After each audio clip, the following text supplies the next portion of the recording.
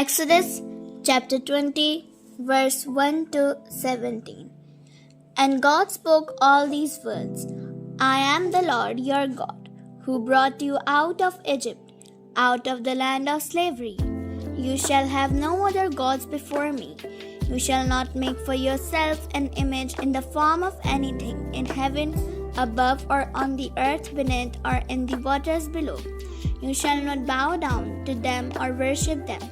For I, the Lord your God, am a jealous God, punishing the children for the sin of the parents, to the third or fourth generation of those who hate me, but showing love to 1,000 generations of those who love me and keep my commandments.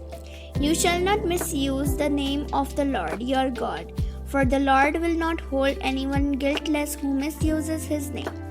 Remember the Sabbath day by keeping it holy. 6 days you shall labor and do all your work, but the 7th day is a Sabbath to the Lord your God.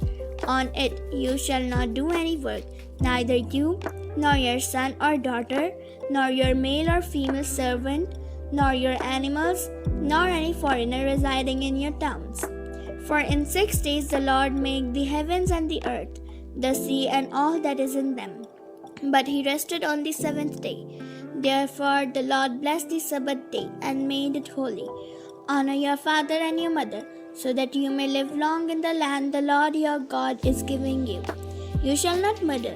You shall not commit adultery. You shall not steal.